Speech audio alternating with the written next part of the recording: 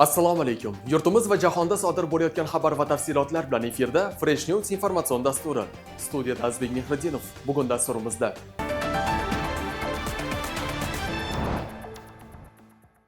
Qo'qonda Hizbut Tahrirning yashirin guruh a'zolari ushlandi. Ahmadobodda samolyot halokatga uchradi. Abduqodir Husanov klublar o'rtasidagi jahon chempionati ishtirokchisiga aylandi. Bularning barchasi Fresh News informatsion dasturida batafsil.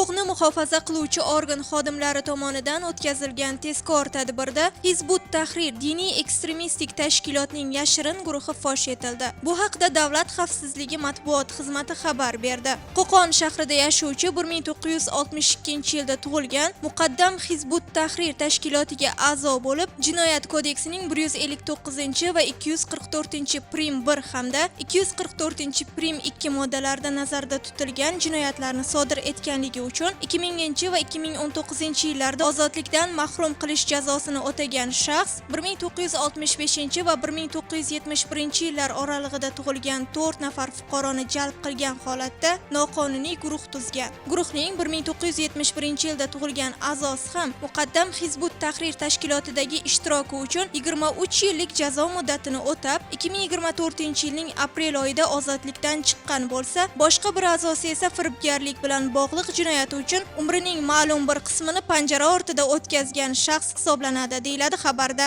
Hozirda mazkur shaxslarga nisbatan Jinoyat kodeksining 159 va 244-prim 1 hamda 244-prim 2 moddalari bilan jinoyat ishi qo'zg'atilib, qamoq ehtiyot chorasi qo'llanildi. Toshkent viloyati Ichki ishlar bosh boshqarmasi yo'l harakati xavfsizligi matbuot xizmati xabariga ko'ra, joriy yilning 5-iyun kuni soat taxminan 11:30 larda Toshkent viloyati Yangiyo'l tumani Baytish mahalla fuqarolar yig'ini hududidan o'tgan yo'lda haydovchi 1995-yilda tug'ilgan KT ismli shaxs man rusumli yuk avtomobilini boshqarib ketayotgan vaqtida haydovchiga nisbatan o'ng tomondan chap tomonga harakatlanib o'tayotgan velosipedchi 2016-yilda tug'ilgan YE ismli bolani urib yuborib, yo'l transport hodisasi sodir etgan. Ushbu yo'l transport hodisasi natijasida velosipedchi turli ko'rinishdagi tan jarohatlari olib shifoxonaga yotqizilgan. Hozirda holat yuzasidan Yangiyo'l tumani Ichki ishlar boshqarmasi huzuridagi tergov bo'limi tomonidan tergov harakatlari olib borilmoqda.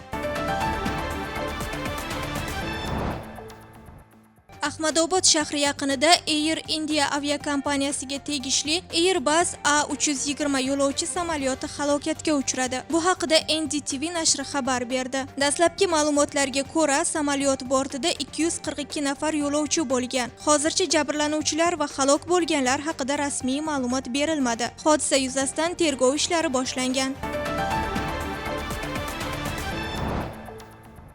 Turkish Airlines'ga tegishli Airbus A321-271 samolyoti TK-1771 reysi bilan Praga Vatslav Havel xalqaro aeroportiga yo'l olgan edi. Samolyot 12-uchish-qo'nish yo'lagiga qo'nishga uringach, ekipaj tomonidan amalga oshirilgan kechiktirilgan yoki noto'g'ri baholangan yondashuv natijasida dum qismi yerga tegib ketdi. Mazkur voqea dum zarbasi deb ataluvchi aviatsiya hodisasiga olib keldi. Shunga qaramay, samolyot keyinchalik soat 14:35 da muvaffaqiyatli qo'nishga erishdi.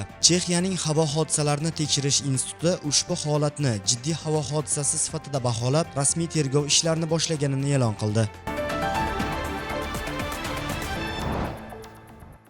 Joriy yilning 14-iyun kunidan 13-iyulga qadar Amerika Qo'shma Shtatlarida futbol bo'yicha klublar o'rtasida jahon chempionati bo'lib o'tadi. Unda Yevropadan 12 ta, Janubiy Amerikadan 6 ta, Afrika, CONCACAF va Osiyodan 4 tadan va Okeaniyadan esa bitta jamoa ishtirok etadi. Aniqroq aytadigan bo'lsak, jahonning 32 jamoasi 8 guruhga 4 tadan jamoa bo'lingan holda o'zaro raqobatlashadi. Mazkur chempionatning o'zbek muxlislari uchun ahamiyatli tomoni ham bor. Jumladan, Manchester City bosh murabbiy Josep Guardiola jamoasining bo'lajak musobaqa uchun kengaytirilgan tarkibini e'lon qildi. Unga ko'ra, hamyurtimiz Abduqodir Husanov ushbu qaydnomadan o'rin olgan. Umid qilamizki, yosh futbolchimiz mazkur chempionatda o'zini yangi qirralarini dunyoga namoyon etadi. Shuningdek, qariyb 1 oy davom etadigan chempionatda faoliyat olib boruvchi hakamlar ro'yxatini e'lon qildi. Quvonarlisi, ushbu musobaqada Ilgiz Tantashev boshchiligidagi o'zbekistonlik hakamlar brigadasi ham ishtirok etadi. Turli uchrashuvlarda Ilgiz bosh hakamlik qilsa, qanotlarda unga Andrey Andrey Sapenko hamda Timur Gaynulin yordam beradi.